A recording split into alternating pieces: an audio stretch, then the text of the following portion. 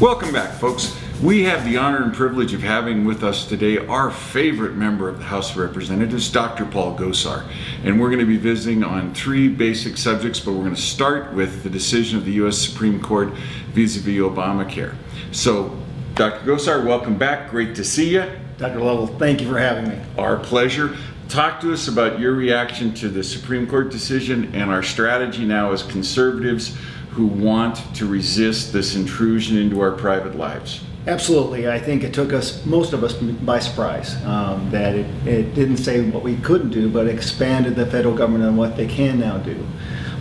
It also told us exactly what we've been saying as conservatives all along. It was a tax. Now everybody's going to know that there are 21 taxes involved with Obamacare, itself being a tax, and then 20 others that are associated with it.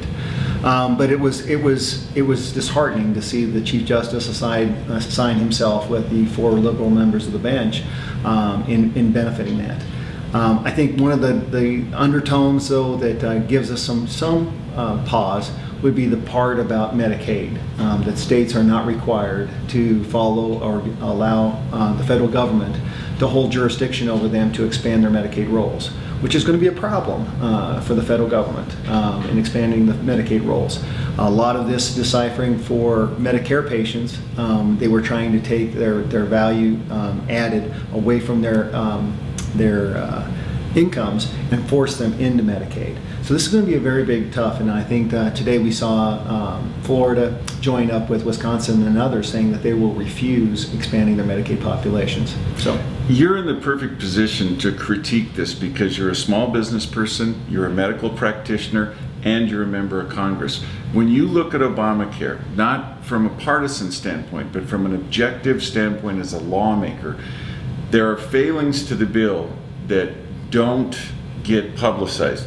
First among them is there's no reality in the bill. As a practitioner, when you go to set a fee, how do you do that? Explain to our listeners the difference between Obamacare setting a fee and you, as Dr. Gosar, dentist, setting a fee. Well, what you do is that you have everything that it takes to make it. So you have a practice, you have what the supplies cost, you have your labor fees, and then you got to have some way of making some type of a profit.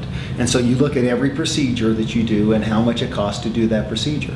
For example, just walking in my office would cost $40. If I did nothing, didn't charge you anything, it cost me $40 to turn the lights on, to have the employees there to help us, to cover liability issues, to call all those different aspects. So you have to take all those pieces into the direction.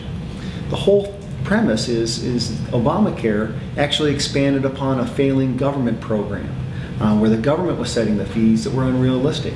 And that's why you saw so many physicians turning away Medicaid patients. They couldn't afford to have them coming into their office because they were paying the patient to come into the office. That's the problem. Let's take a real specific example so our listeners can really cue in on this.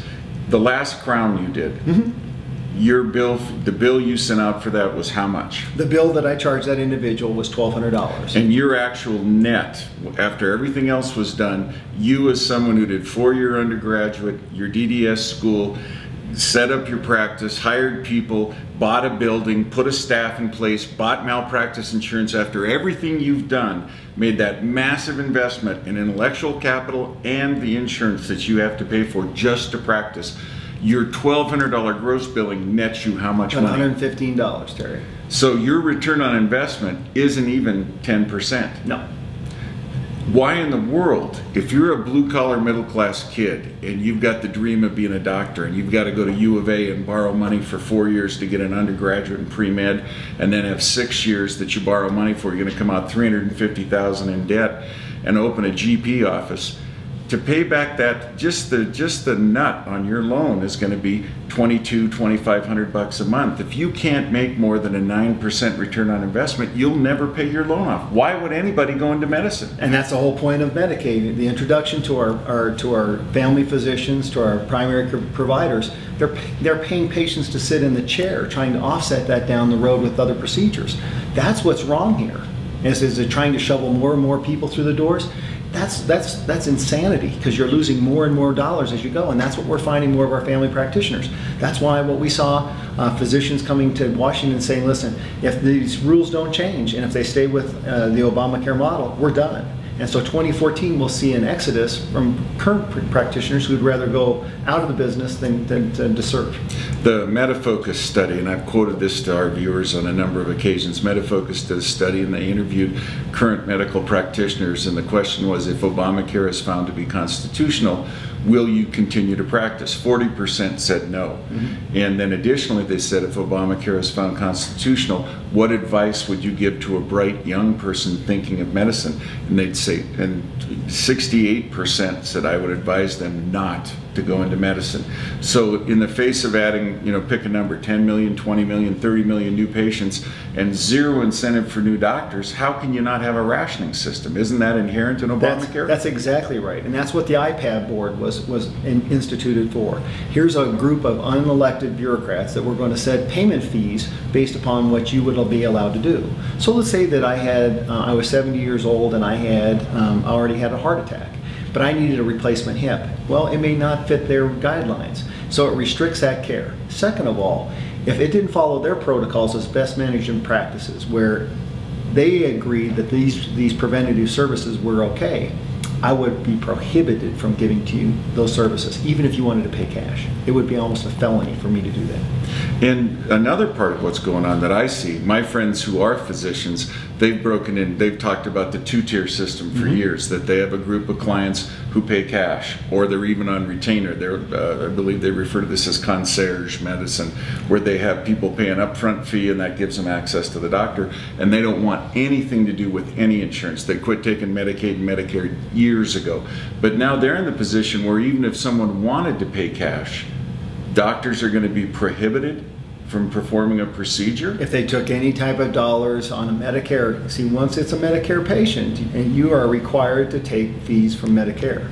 And individuals that go on Medicare, it's almost like it's inherently thrust upon you as far as the federal government. You don't have a way of excluding yourself. So you could be in the position, and let's pick Bill Gates. You could be Bill Gates at age 70 and want to pay a physician to do a procedure that the independent advisory board says, no, we won't pay for that. And you could literally, as the richest man on earth, not be able to pay a physician in the United States to do it. Absolutely. So you can fly to India and have it done, or fly to Singapore, or fly to Munich.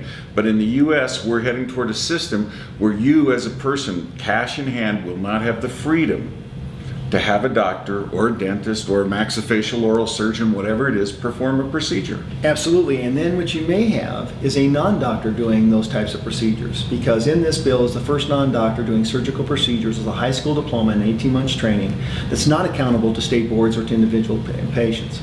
That's what's egregious about this.